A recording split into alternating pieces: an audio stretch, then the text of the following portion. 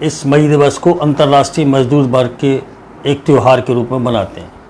1886 से शुरू हुआ पूरी दुनिया के मेहनतकशों का, संघर्षों का संकल्प लेने का एक पर्व बन गया है। ये 135वां मई दिवस है।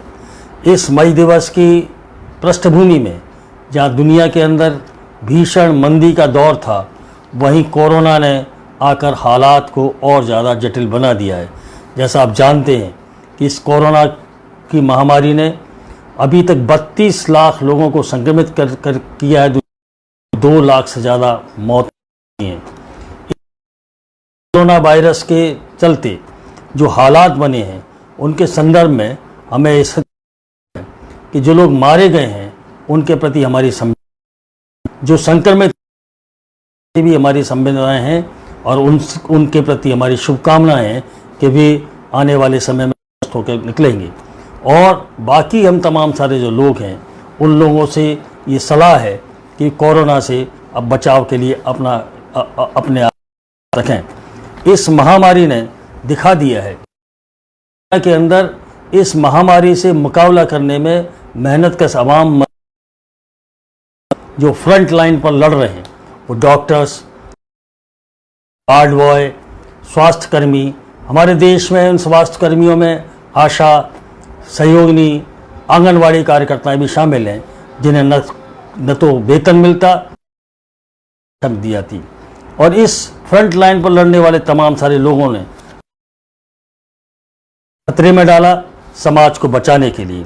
और वो लूटने वाले जो लोग हैं, वो अपने आप को सुरक्षित किलों में आज भी अपने आप को बचाने और अपने मुनाफों को बचाने में लगे हुए हैं। कितने ही डॉक्टर्स, नर्सेस और स्वास्थ्यकर्मी ऐसे हैं जो आज भी संक्रमित होकर अपनी जान से मुकाबला कर रहे हैं। ये जो कोरोना, इसने एक दूसरा पहलू हमारे अगर किया है। लॉकडाउन के इस दौर में करोड़ों करोड़ लोग ऐसे हैं जो आवास, रोजगार, असहायता, खास तौर से जो हमारे देश के अंदर हैं और दुनिया में जो प्रवासी मजदूर हैं, उनके हालात और ज़्यादा खराब हुए हैं। इन प्रवासी मजदूरों शिकार तमाम गरीब लोगों की मदद में समूचा मजदूर वर्ग, आम जनता अपनी भावना के साथ, एकजुटता की भावना के साथ मदद में उतरी है। ये वर्गीय एकजुटता का एक बेहतरीन उदाहरण है।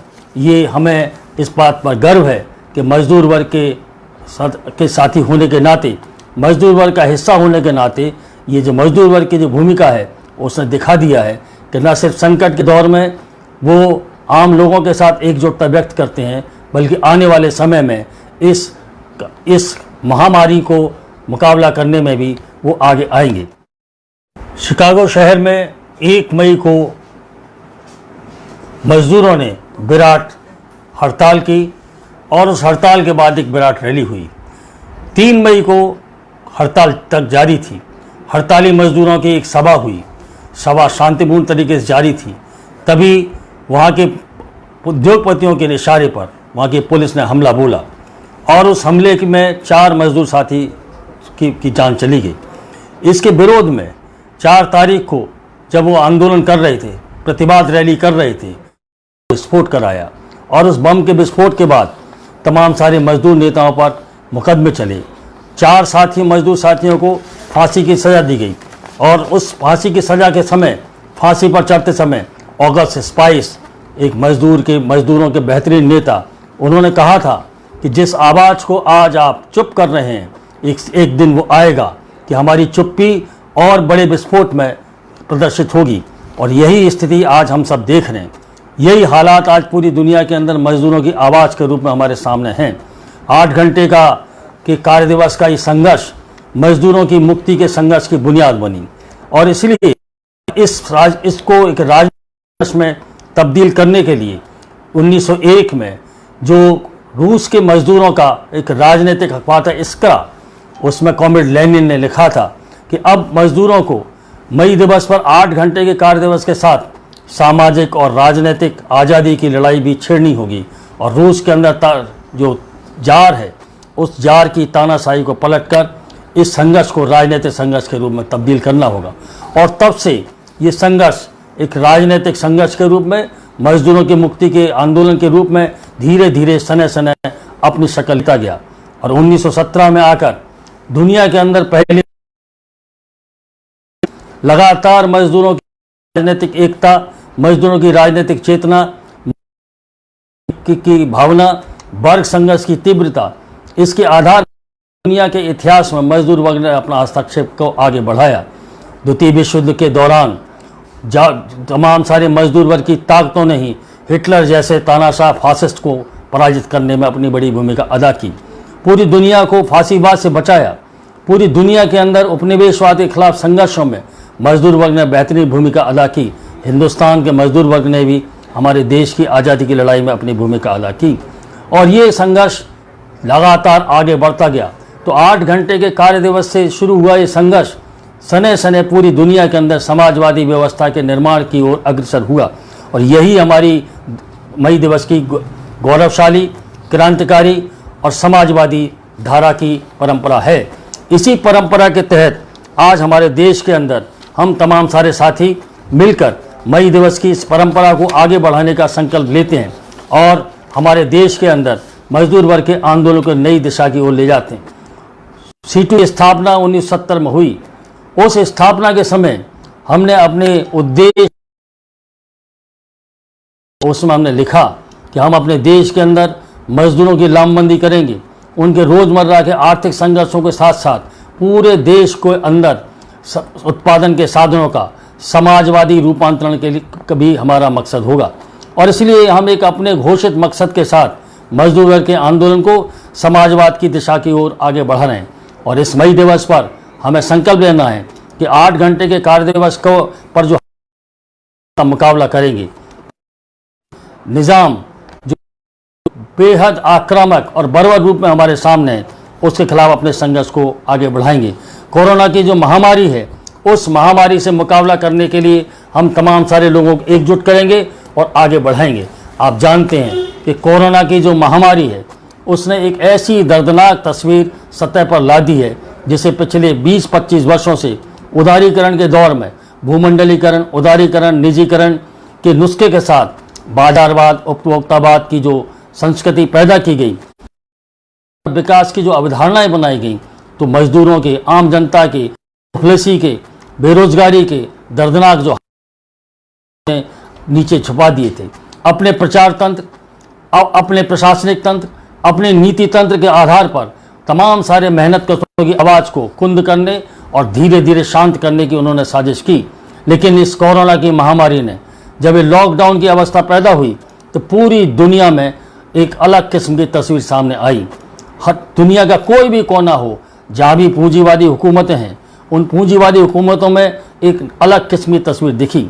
वहाँ हमने देखा कि आज तमाम सारे जो कॉरपोरेट हाउसेज हैं, लुटेरे हैं, वो अपने मुनाफे की हवस को आज भी पूरा करने की कोशिश कर रहे हैं और इस महामारी में जनता को निरीह छोड़ दिया है उन्होंने।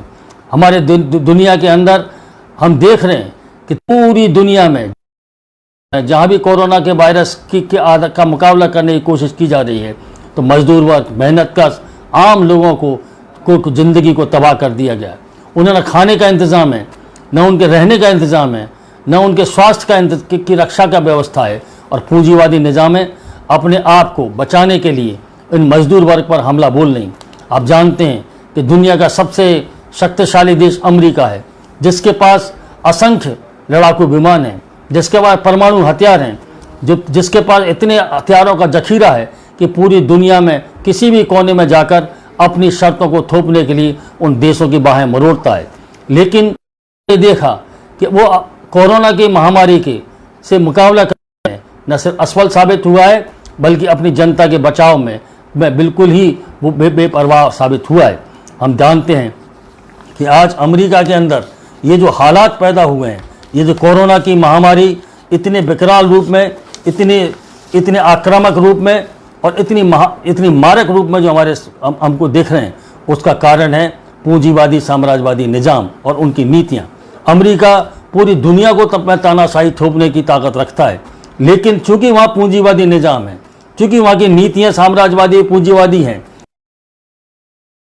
जनता को देख रेख करने के लिए उसकी ना नीतियों में कोई गुंजाइश है, ना ही वो अपनी कोई जिम्मेदारी लेते।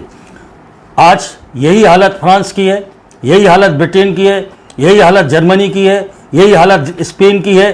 तो जहाँ वहाँ हम देख रहे हैं कि कोरोना की महामारी में वो पूरे देश की जनता को निरी हालत में छोड़ दिया, मरने के लिए छोड़ दिया है, और पूंजीवाद के बचाव के लिए अपने सारी ताकत को झोंक कर मुनाफों की हवस को पूरा करने के लिए कर रहे हैं। ये जो धन कुबेरों की जो व्यवस्था है, उस धन कुबेरों की व्यवस्था को बचाने के लिए अमेरिका अपने तरीके के दुष्प्रचार में शामिल है।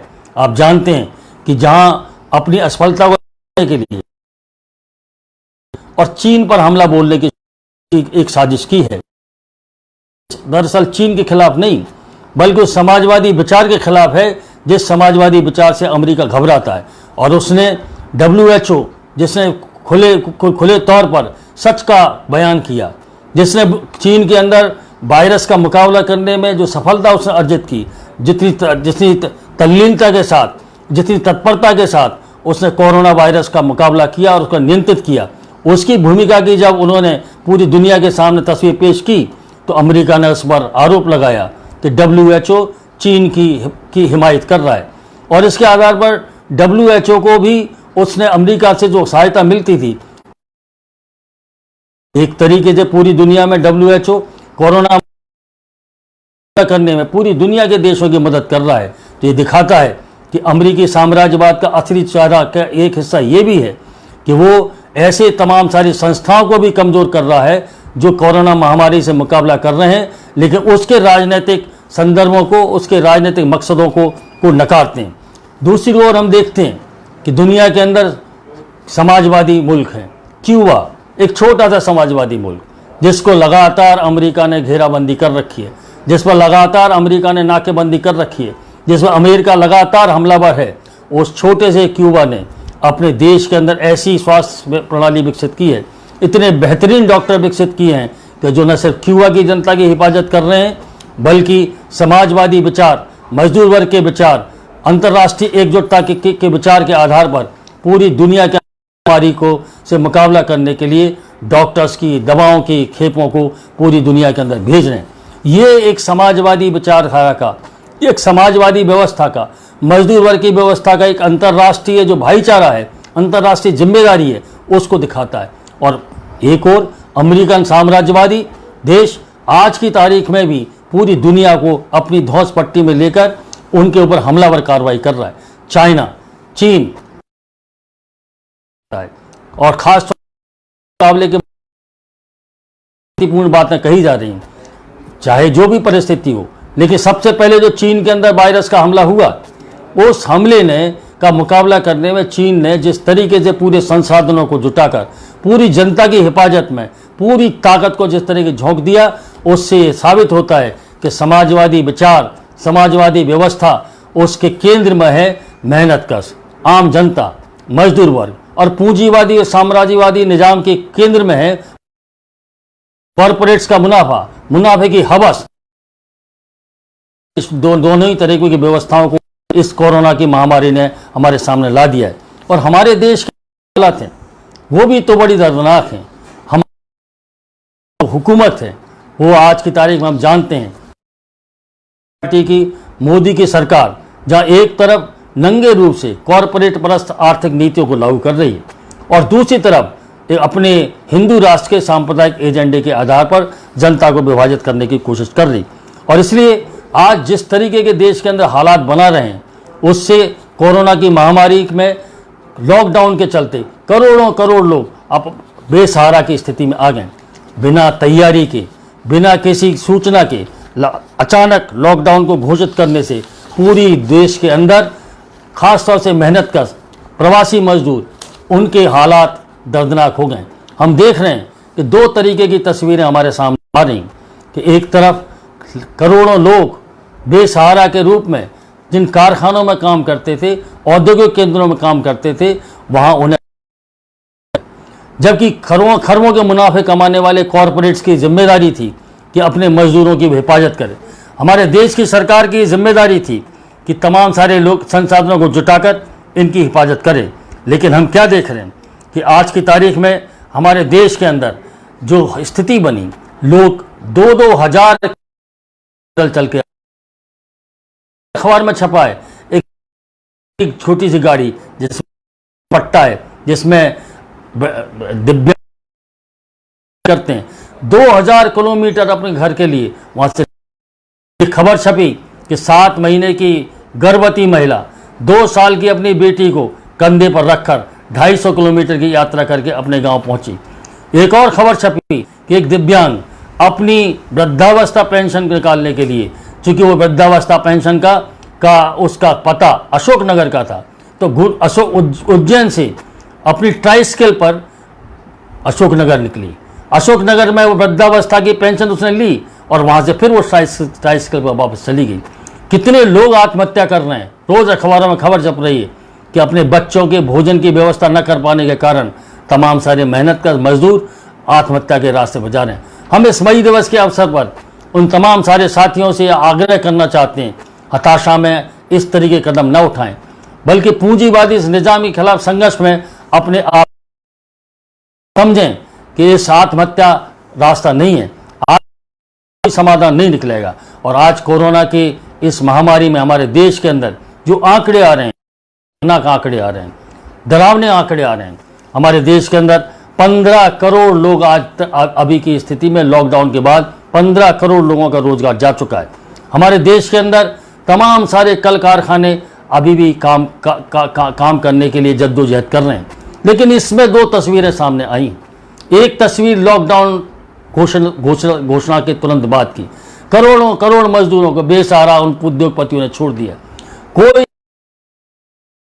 मार्च करने के लिए मजबूर हुए, भूखे प्यासे मजबूर, लॉकडाउन खत्म हो रहा है, तब मजदूरों के बारे में वो कह रहे हैं कि मजदूरों के बिना काम नहीं चलेगा। इससे साबित होता है अब वो मजदूरों के बारे में उन मजदूरों की उनकी याद आ रही, अब मजदूरों की वो परवाह कर रहे हैं और मजदूरों के बारे में कह रहे हैं कि मजदूर अगर नहीं होंगे तो कारखाने नहीं चल पाएंगे। इससे साबित होता है कि बिना श्रम शक्ति के, बिना मजदूर वर्ग के न इस मानवता को आगे बढ़ाया जा सकता, न मानवता को बचाया जा सकता है। लेकिन हमारे देश की सरकार जो केंद्र में बैठी है, वो इस कोरोना वायरस के हमले के बाद के दौरान भी कॉरपोरेट्स के प्रति अपनी वफादारी की तमाम सारे एजेंडे को लागू कर रही।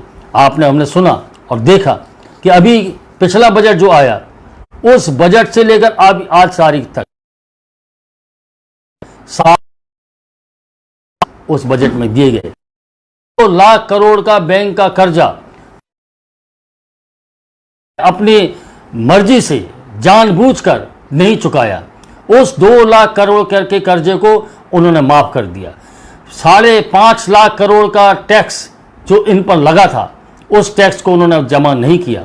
ये दिखाता है कि इसके बावजूद ही कॉरपोरेट्स के प्रति वफादारी, कॉरपोरेट्स के लिए दिल खोलकर पूरे संसाधनों को झोंकने की मोदी सरकार की कोशिश हो रही।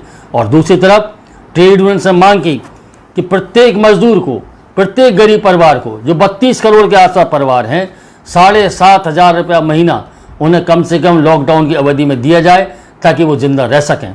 और उस पर कुल मिलाकर 5.4 लाख करोड़ रुपए का खर्चा आता। लेकिन उसके लिए सरकार कह रही हमारे पास संसाधन नहीं, तो 15 लाख करोड़ का पैकेज दे दिया, उसके लिए पैसा है। लेकिन 5.25 लाख करोड़ का 32 करोड़ परिवारों को सहारा देने के लिए उनके पास पैसा नहीं है। और इस तरीके से स्पष्ट हो रहा है कि हमारे देश की जो हुकूमत है, चाहे कोरोना वायरस के आने से पहले की स्थिति हो या कोरोना वायरस के समय की स्थिति हो, दोनों ही स्थितियों में अपने कॉरपोरेट्स के लिए काम कर रही।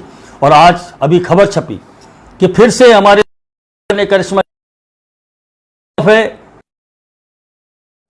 वो उसके बाद उस बहस में हम नहीं फंसना चाहते। लेकिन जो लोग देश की बैंकों के साथ पूरी तरीके से डाकाजनी करते हुए, खुलेआम डाकाजनी करते हुए बैंकों के साथ घपले किए, उनके साथ हेरा फेरी की, उनमें घोटाले किए और घोटाले करके इस देश को छोड़ के चले गए, उन तमाम सारे लोगों का भी 65,000 करोड़ रुपए का बैंक का कर्जा बट्टे खाते में इस सरकार ने डाल दिया। ये दिखाता है कि इस सरकार को देश की जनता की परवाह नहीं, इस सरकार को देश के मजदूर वर्ग की परवाह नहीं, इस सरकार को व्यवस्था की परवाह नहीं, इस सरकार के उसकी ही परवाह लगे हुए हैं। हमारे देश की सरकार ने ऐसे अवसर पर, जब पूरी दुनिया देश के अंदर मजदूर मेहनत का बेसहारा किसान तबाह है, तब भी हमारे देश की सरकार मजदूरों के खिलाफ कॉरपोरेट्स के पक्ष में तमाम सारे फैसले करने पर अमाला है। अभी 8 घंटे की कार्यावधि, जिसके लिए मई दिवस की शुरुआत हुई, 8 घंटे के कार्य दिवस का अधिकार मजदूर वर्ग के लिए, ये इस बात के लिए मई दिवस की शुरुआत हुई। लेकिन दुर्भाग्यजनक स्थिति ये है कि हमारे देश की मोदी सरकार ने इस 8 घंटे इस अधिकार पर भी हमला दिया है। इस कोरोना वायरस के हटाने के नाम पर उन्होंने कहा कि कारखाने दोबारा अगर शुरू होंगे तो उन कारखानों के मजदूरों की कमी होगी। ये ऐसी बेबुनियाद बात है कि जब ये हम देख रहे हैं कि आज की तारीख में पूरी देश के अंदर बड़े पैमाने पर बेरोजगारी है, इतने बड़े पैमाने मजदूर हैं, तो मजदूरों को अगर आप राहत दें, मजदूरों को आप सुरक्षा दें, मजदूरों को आप अच्छा वेतन दें, मजदूरों को आप अधिकार दें, तो फिर मजदूरों की कमी कहाँ है? लेकिन वो मजदूरों के अधिकारों की कटौती करने के लिए इस अवसर का इस्तेमाल कर रहे हैं। और उन्होंने एक अध्यादेश के जरिए 8 काम के अधिकार को उस तरीके से समाप्त करने के लिए शुरुआत कर दी है। हमारे केंद्रीय कर्मचारी का जो डीए है, जो महंगाई भत्ता है, उस महंगाई भत्ते को भी समाप्त करने की कोशिश कर रहे हैं। साबित हो गया है कि आज ये देश की सरकार को कॉरपोरेट्स चला रहे हैं और इसी कॉरपोरेट्स के आधार पर ये सरकार जो चल रही है, इस कॉरपोरेट्स के एजेंडे पर ये सरकार काम कर रही। और इसलिए साथियों, हमें आपको समझना है कि आज की तारीख में हम अब इस देश के अंदर अगर अपने देश को खुशहाल बनाना चाहते हैं, अगर देश के अंदर हम अपने देश को आगे बढ़ाना चाहते हैं, हम अगर पूरी दुनिया की मानवता को आगे बढ़ाना चाहते हैं, तो मजदूर वर्ग को हमें राजनीतिक भूमिका के लिए तैयार करना पड़ेगा। और इसलिए इस कोरोना की जो संकट है और आर्थिक मंदी का जो संकट है, उसका मुकाबला कैसे होगा? उसका मुकाबला होगा हमारे देश के अंदर आम लोगों की क्रय शक्ति बढ़ाने से। और जो लोगों की क्रय शक्ति बढ़ाने के लिए अच्छे रोजगार की व्यवस्था करनी होगी। रोजगार की व्यवस्था के साथ साथ उनको अधिकार देने होंगे, उनकी भूमिकाएं बढ़ानी पड़ेंगी और गरीबों को अधिक से अधिक रियायत और छूट और तमाम सारे लोगों के लिए अच्छा वेतन, अच्छी सुविधा, अच्छे स्वास्थ्य, सार्वजनिक स्वास्थ्य, सार्वजनिक शिक्षा की मजबूत करें। और किसानों को जो उनके फसल खेती का संकट है, उसे दूर करने के किसान का जो वो मुनाफे का सौदा बन सके, जो फायदे का व्यापार बन सके, तो इस तरीके की नीतियों की आवश्यकता है। लेकिन हमारे देश की सरकार तो इसके उलट काम करना चाहती है, इन तबकों पर ही हमला बोल रही है। और अभी आपने देखा कि हमारे देश के अंदर इंडियन रेवेन्यू सर्विसेज एसोसिएशन, जो भारत की जो जैसे IAS राजस्व के बारे में रेवेन्यू है, उसके जो तमाम सारे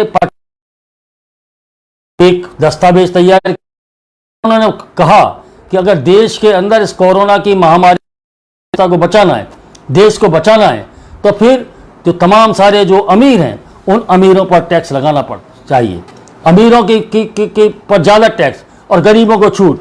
ये जो दस्तावेज है, उस दस्तावेज को उन्होंने अखबार में छाप दिया। तो हमारे देश की सरकार को इतने अच्छे दस्तावेज को स्वीकार करना चाहिए था, उसको उन तमाम सारे लोगों की सराहना करनी चाहिए थी, उन तमाम सारे लोगों को पुरस्कृत करना चाहिए था। लेकिन आपने क्या देखा कि ये जो उन्होंने जो दस्तावेज तैयार किया, अखबार में छापा, तो उसे अनुशासनहीनता माना गया, उनके खिलाफ कार्रवाई की गई और 2 अधिकारियों को, उनमें से 2 अधिकारियों को आज चार्जशीट कर दिया गया है। तो ये दिखाता है कि हमारे देश की सरकार जो पूरी तरीके से कोरोना वायरस के दौर में तस्वीर सामने आई है, और इसलिए इसका मुकाबला करने के लिए हमें समझना है कि ये जो कॉरपोरेट की जो हुकूमत है, उसके खिलाफ हमें संघर्ष करना होगा। तो तमाम सारे मजदूरों की मेहनत कशों में किसान, खेत मजदूर, गरीब नौजवान, बेरोजगार नौजवान, महिलाएं, ये तमाम सारे हिस्से शामिल हैं। इन तमाम सारे लोगों को एकजुट करना होगा और मजदूरों के संगठन को इतना व्यापक और मजबूत और धारदार बनाना पड़ेगा कि वो रोजमर्रा के आर्थिक संघर्षों के साथ साथ समाज की मुक्ति के लिए राजनीतिक संघर्ष को भी कर सके। और इसलिए उस एकता के निर्माण का संकल्प लेने के लिए ये मई दिवस का हमारे सामने। लेकिन इस एकता को जब देश के अंदर सांप्रदायिक ध्रुवीकरण कराने की कोशिश की जा रही, हमारे देश के अंदर देखिए कितनी एक समानता है ट्रंप और मोदी में।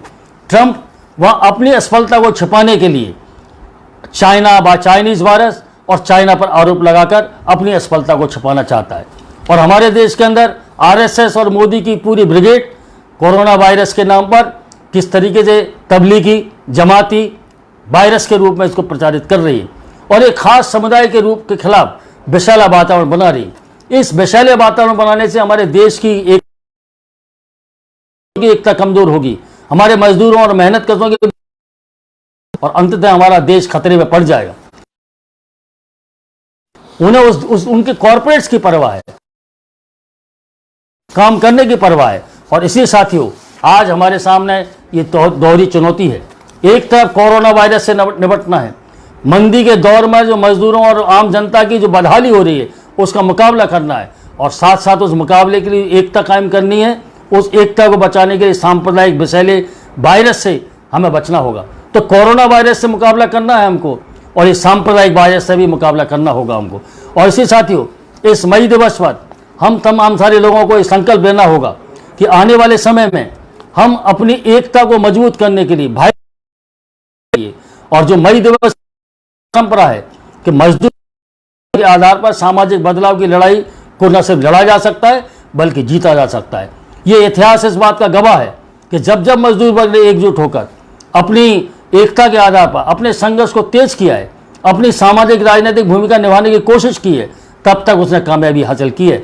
चाहे वो रूस की क्रांति हो, चाहे वो हिटलर की पराजय हो, चाहे उपनिवेशवाद के खिलाफ संघर्ष हो, या हमारे देश के अंदर जो मजबूत ट्रेड यूनियन आंदोलन और मजबूत वामपंथी आंदोलन की जो शक्ल हमारे सामने है, और आज दिशा भी यही है हमारे सामने। हमने पूरा देखा कि चाहे वो चीन हो, चाहे वो क्यूबा हो, चाहे वो कोरिया, चाहे वो वियतनाम हो, चूंकि वहाँ व्यवस्थाओं के ढांचे हैं, इसकी हिफाजत हो रही। और हमारे देश के अंदर केरल की सरकार उदाहरण है, जब केरल के अंदर भी हमारे देश की सरकार जो वामपंथी विचार की है, जो समाजवादी सोच की सरकार है, और आज उस सरकार ने वहाँ के जो प्रवासी मजदूर थे, वहाँ के जो आम मजदूर थे, वहाँ की जो आम जनता है, उसकी हिफाजत में इतनी बड़ी भूमिका अदा की।